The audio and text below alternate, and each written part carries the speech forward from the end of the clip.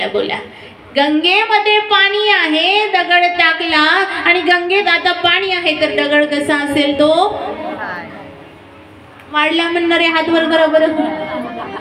नाही आहे सगळेच ओला म्हणणारे आहे. बरं दगड ओला आहे आणि मग जर का त्या गंगेतलं पाणी संपलं, नदी आटली म्हणता ना, ती आटलीच, गंगा संपणार नाही पण समजा तुम्ही पाणी संपलं आणि तो दगड त्याच नदी पात्रात आहे. आता सांगा तो दगड ओला असेल की कोरडा?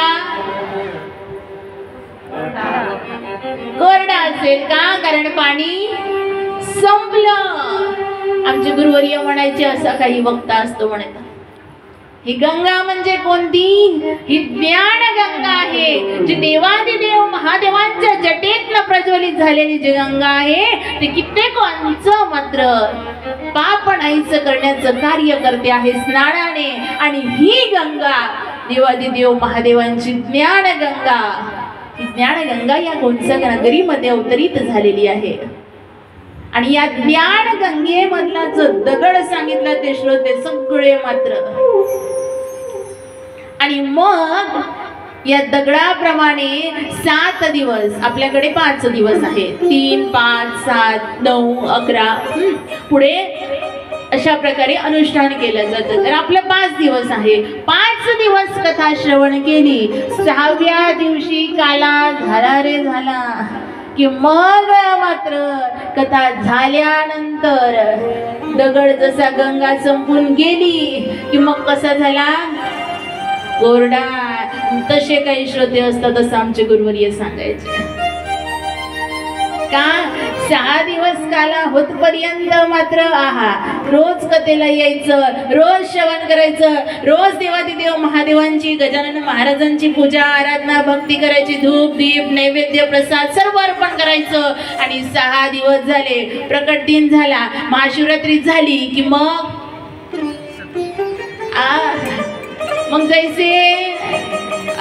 जैसे थे होणारे जे श्रोता मंडळी आहेत की नाही, तुमच्या गावामध्ये नाही आहेत मला माहिती आहे, पण काही ठिकाणी असतात असं आमचे गुरुवर्य सांगायचे.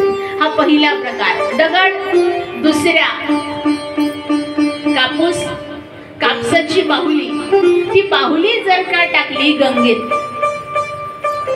ती बाहुली गंगेत टाकली, पाणी आहे तोपर्यंत कशी राहील ती? आणि पाणी संपलं आता काय होईल? कोरडी होईल. आता काय सांगू, विचार पडला यांना. कशी होईल?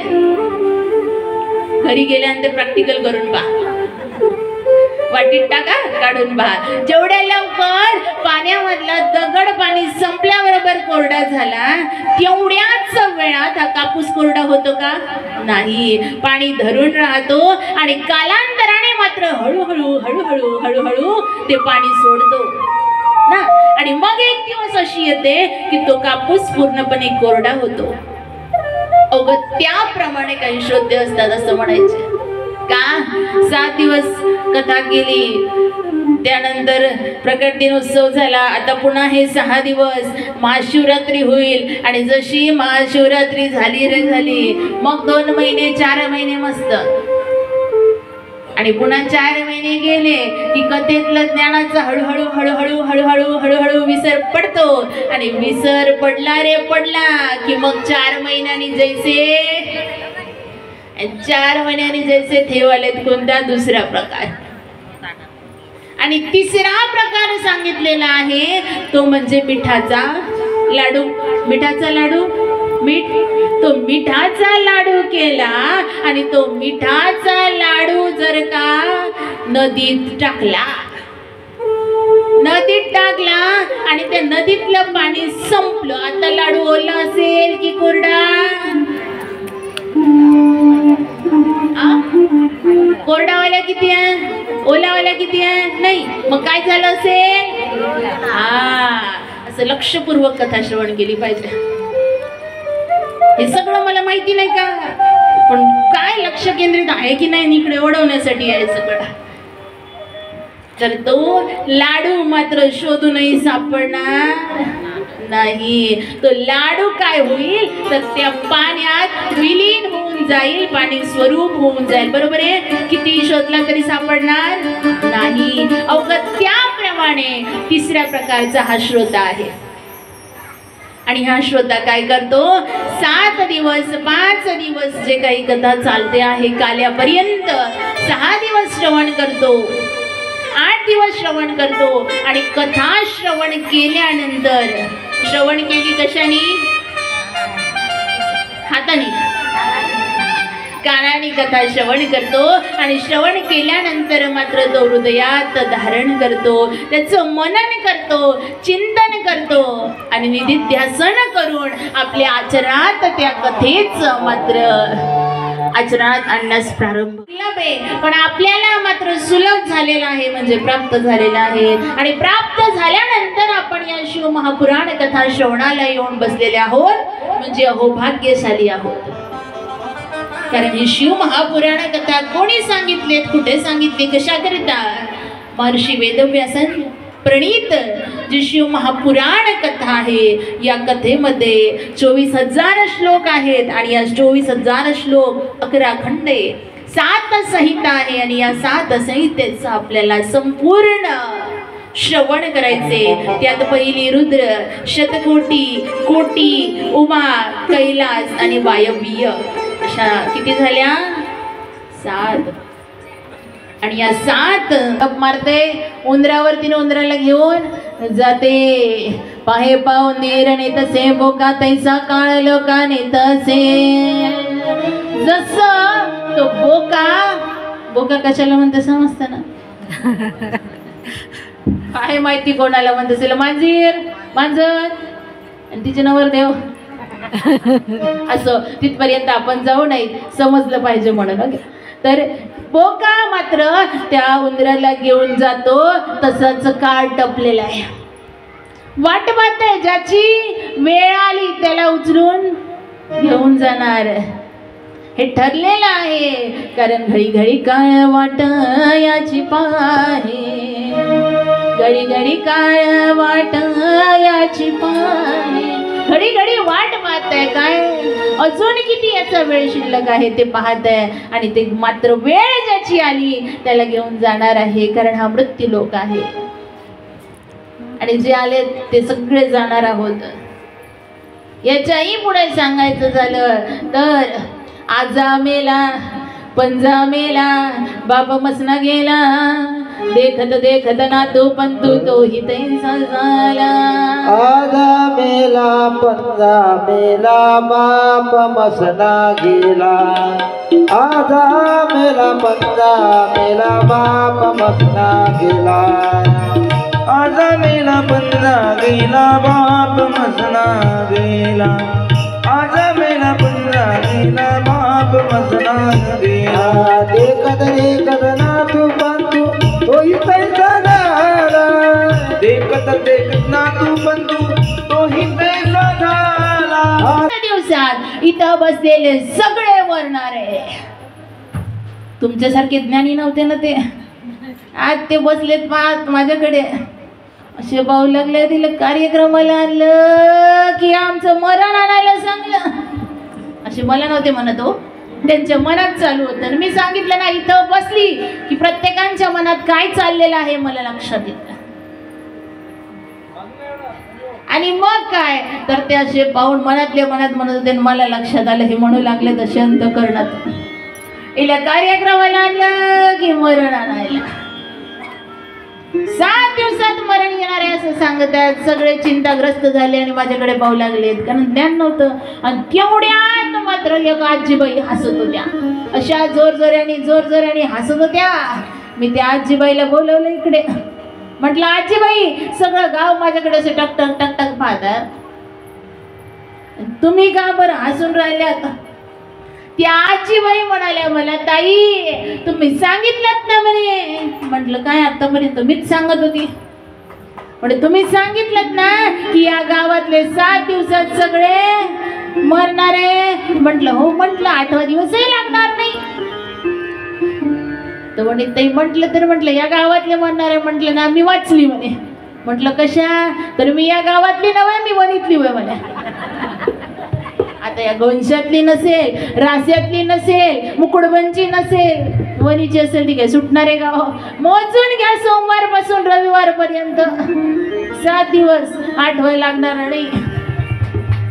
म्हणून कोणत्या काय सांगत आहे आणि तुम्ही काय समजत आहे याला फार महत्व आहे. मृत्यू अटळ आहे, पण या मृत्यूवरती जर का विजय प्राप्त करायचा असेल तर एकमेव देवादिदेव महादेवांचा महामृत्युंजय मंत्र, मृत्युंजय नाही मग महामृत्युंजय, आणि तो म्हणजे सर्वांना माहिती आहे. कोणता? ओम त्र्यंबकं यजामहे सुगंधिं पुष्टिवर्धनम् उर्वारुकमिव बन्धनात् मृत्योर्मोक्षीयमामृता. जन्म यदा कदाचित येत नसेल, इथे लावलेला आहे, पाठ करा, फोटो काढून न्या. नसेल म्हणता येत, उच्चारता येत तर उच्चारण पुन्हा सांगेल मी. हा मंत्र एकमेव असा आहे की या मंत्राचा जाप केला तर निश्चित मृत्यूवर वरती विजय प्राप्त करता येतो. एवढं नामात ताकद आहे. मृत्यू येणार आहे, ठरलेलं आहे, पण त्याच्यावरती विजय प्राप्त करायचा आहे तर हा मृत्युंजय मंत्र एवढी नामात ताकद आहे. का? कारण हा सर्वसामान्य नाही ना, महादेवांचे. आणि महादेव कसे आहे वर्णने? जन्माद्यस्य यतन्वयादितरतः शार्देष्वभिज्ञ स्वराट तेने ब्रह्माहृदयादि कवये मुह्यन्ति यत्सूरयः तेजो वारि मृदां यथा विनिमयो यत्र त्रिसर्गो मृषः धाम्ना स्वेन सदा निरस्तकुहकं सत्यं परं धीमहि. जन्म कसा आहे? जन्माद्यस्य म्हणजे सर्वांच्या आधी ज्यांचा जन्म आहे. संस्कृत होती आणि ही संस्कृत भाषा मात्र थोडी समजून घेण्याकरता अवघड आहे. ज्यांच्या कानावरून कधी गेली नसेल त्यांना वाटेल नेमकं हे काय उच्चारले ना, पण हे मंगलाचरण आहे. जे मंगल आहे त्याचं ध्यान आहे. आणि त्यात पहिलं काय? जन्माद्यस्य, आधी ज्याचा सगळ्यांचा जन्म आहे ते नाव घेतलं नाही. आणि शेवटचं तर मात्र तुम्हाला समजलं असेल. सगळ्यात शेवटी काय म्हटलं? सत्यम परम धीमहि. का? कारण या मृत्यूलोकामध्ये सगळं काही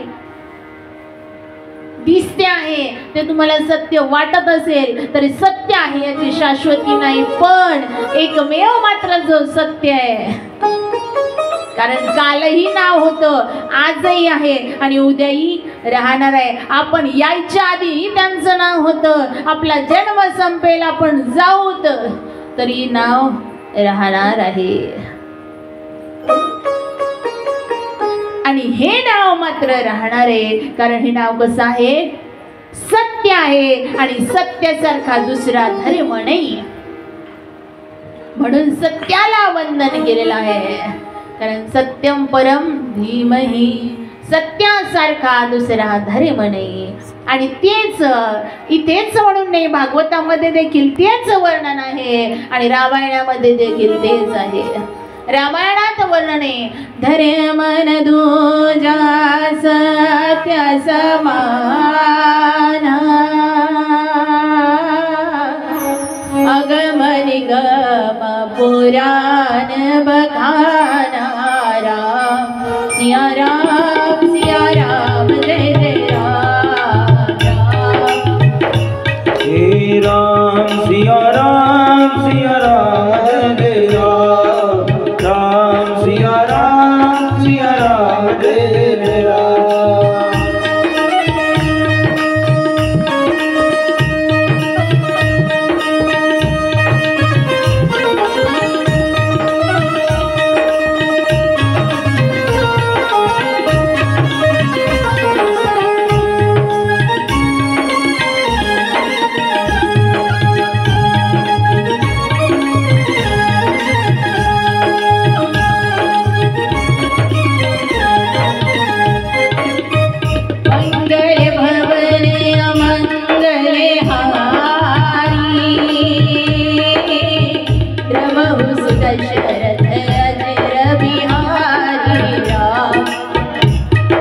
सिया राम जय जय राम राम सिया राम जय जय राम राम सिया राम जय जय राम राम सिया राम जय जय राम। सियावर रामचंद्र भगवान की। हे रामायणामध्ये देखील तेच वर्णन आहे. सत्याला वर्णन केलंय. काय म्हटलं? मी धर्म न तुझ्या सत्य समाना, सत्यासारखा दुसरा धर्म नाही. म्हणून शरण जायचं ना सत्याला जा. कारण सत्य परेशान होईल, सत्य सामोर यायला वेळ लागेल, पण एक ना एक दिवस सत्य सामोर आल्या वाचून राहणार नाही. सत्यावरती कोणी कितीही पांघरून टाकलं तरी एक दिवस ते सत्य उघड झाल्या वाचून राहणार नाही. म्हणून तर म्हटले सत्य परेशान हो सकता है मगर पराजित नहीं.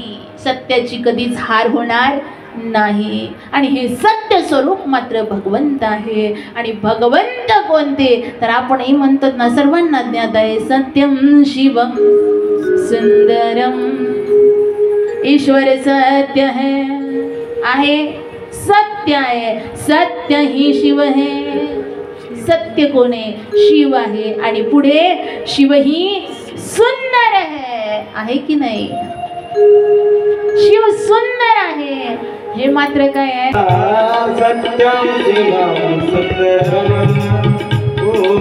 सत्यम शिवम सुंदरम सत्यम शिवम सुंदरम सत्यम शिवम सुंदरम।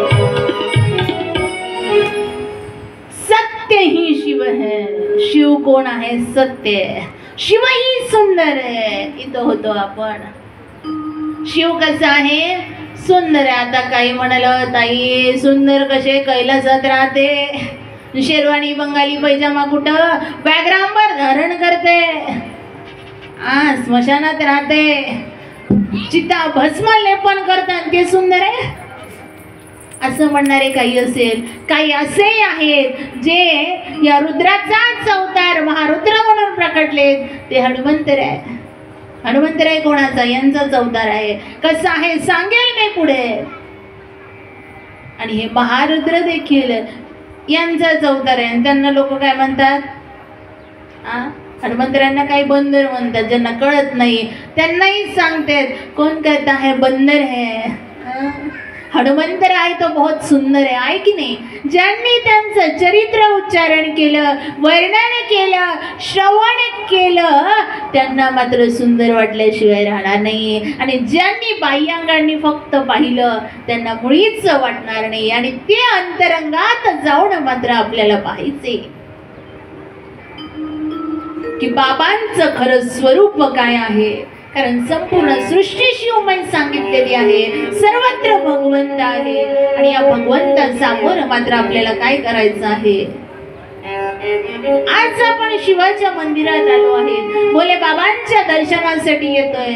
येताना मात्र काय आणायचं आहे ते तुम्हाला ठरवायचं. येताना बाबांसाठी काय आणायचं आहे, पण ते आणताना मात्र एक भाव, भक्ती, श्रद्धा, या श्रद्धेचं सुमन फल मात्र आणा. नावही श्रद्धा म्हटलं तर काय दुसरं नका करू, नाही तर बस श्रद्धा म्हटलं तर गेले गावात आणि श्रद्धा नावाची पोरगीच आणली पकडून. आणि मग काय मुलगी आणली श्रद्धा नावाची. ताई तुम्ही सांगितलं होतं ना, देवादिदेव महादेवाचं दर्शनाला श्रद्धा ना, आणली श्रद्धा, आणली मुलगी नाही. कोणत्या दृष्टीने म्हणते आहे याच्याकडे थोडं लक्ष असू द्या. ज्याला म्हणतात कोणत्या इंटेन्शननी बोललं जात आहे त्याच्याकडे लक्ष, आणि ते घेऊन या. आणि सोबत मात्र ते आणल्यानंतर आपली भक्ती तशी असेल ना, निश्चित मनातलं जे काही गारण असेल, दुःख असेल तर दुःखाचं निवारण करणारे ते आहेत. काही रोग असेल तर रोगाचं निवारण करणारे ते आहे, रोगमुक्त करणारे ते आहे. मनामध्ये काही शंका आहे तर त्या शंकेचं निरसन करणारे ते आहे. काही अनैतिक असेल, पण ते मात्र आपल्याला सांगायचं आहे. तर लोकांना सांगत बसलं तर लोक एकाचे 4 केल्याशिवाय राहणार नाही. आणि म्हणून संसारात अडचणी कोणाला नाही हो. कधी कधी वाटते आपल्याला की मी चांगलं कर्म करतो आणि तरीही देखील माझ्या वाट्याला दुःखच का वाटते ना. माझीच देव इतकी परीक्षा का पाहतो. मी तर चांगलं आचरण करतो, चांगला व्यवहार करतो, सगळ्यांशी प्रेमाने चांगलं बोलून वागतो, आणि तरीही देव मात्र माझ्यासोबत वाईट का करतो असं कधी कधी वाटतंय. दुःख होतंय, खंत वाटते की आपण सगळ्यांशी चांगलं राहतो आणि तरी सगळे मात्र आपल्याशी असं का वागतात. मग ते कोणी घरी सुना जर का इथले सगळे चांगलेच आहे मला माहिती आहे. यदा कदाचित एखाद्या घरची सून चांगली नसली तर सासू टेन्शन मध्ये असते, आणि एखाद्या घरची सून बरी नाही भेटली तर मग काय, सासू टेन्शन घेते, सासू बरी नसली तर सून टेन्शन घेते. नाही, टेन्शन कोणाला नाही, सगळ्यांनाच दुःख आहे महाराज, कोणीच सुखी नाही. तुम्हाला वाटत असेल ताई तुमचं बरं आहे. एक आलेत काका माझ्याकडे आणि मला म्हणते आईकडलं आडनाव काय. मी म्हटलं आईकडलंच आहे, अजून सासऱ्याकडलं यायचंच आहे ना, एकच आडनाव आहे म्हटलं. असो, सांगायचं तात्पर्य प्रत्येकाच्याच शाळेतला विद्यार्थी असेल, 10वी 12वीची परीक्षा झाली आहे, त्याला टेन्शन आहे, त्याला दुःख आहे अभ्यास झाला नाही, पास होते की नाही. आणि पास झालाय तरी ज्याला 80 पडले त्याला 85ची अपेक्षा म्हणून दुःख आहे. ज्याला 85 पडले त्याला 90ची आशा म्हणून दुःख आहे. आणि ही आशा कशी आहे, दुःखास कारणीभूत आहे. तिथंच म्हणून नाही हो, कुठं शाळेच्या विद्यार्थ्याचं झालं, संसारातही तसंच. थोडंसं का एखाद्या पुरुष मंडळीला वाटत असेल, थोडंसं का 2 वर्ष उशिरा लग्न केलं तर याच्यापेक्षा चांगली भेटली असती. आयुष्यभर मग निभावं लागतं म्हणून दुःख आहे. आजच म्हणून का रोजच आहे. जेव्हा जेव्हा घरी खिटपीट होईल तेव्हा हीच भेटली होती का 4 वर्ष थांबलो असतो. अरे हो, 4 काय 10 वर्ष थांबले ना तरी विधीचं विधान चुकणार नाही. हेच नाही काही आई म्हणत असेल, एवढं काय घाई होती माझ्या आई वडिलांना दिलं अशा घरी मला नाही. पण माझं म्हणणं असे, जे मिळालंय ना ते मात्र सर्वोत्तम आहे असं समजा, स्वीकार करा आणि आनंदाने मात्र त्या घरी राहा. नांदा जैसी स्थिती आहे तैशा परी राहे, कौतुक तुपाय संचिताचे. ठेविले अनंते तैसेची राहावे, ठेविले अनंते तैसेची राहावे, ठेविले अनंते तैसेची राहावे, ठेविले अनंते तैसेची राहावे.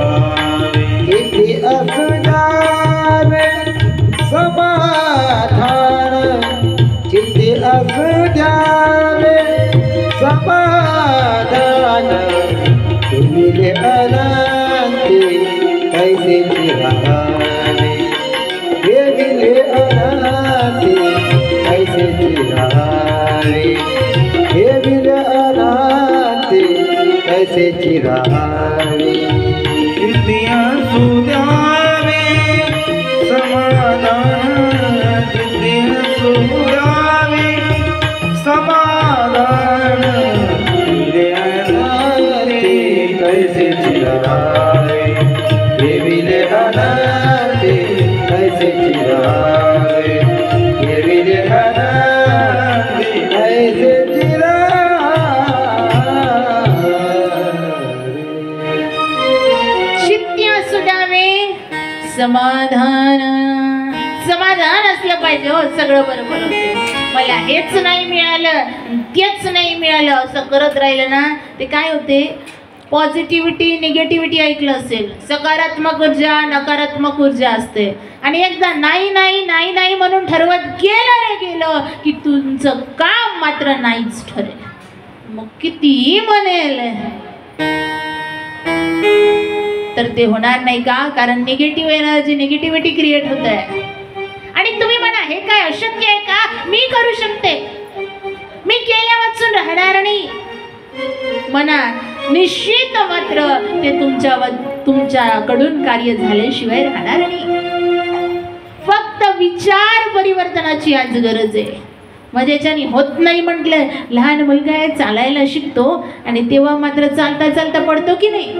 एकदा पडते, दोनदा पडते, तीनदा पडते, वर्षभर पडता पडता चालायला सुरुवात करते आणि पडून गेलं, दुःख आलं म्हणून खचून जायचं नाही. त्या दुःखात देखील निश्चित चालत राहिलं ना तर सुख आल्या वाचून राहणार नाही. समाधान असलं मग मात्र दुःख वाटणार नाही. मग ते संसारात असो की परमार्थात असो. ज्याला परमार्थाचं कोई नहीं रे जो देखे सो दुखिया बाबा, सुखिया कोई नहीं रे जो देखे सो दुखिया बाबा, सुखिया कोई नहीं.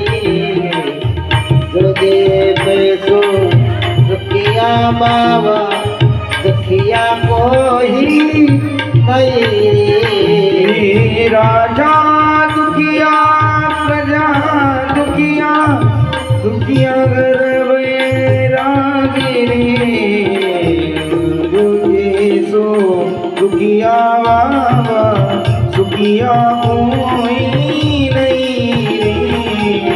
जो देखे सो दुखिया बाबा, दुखिया को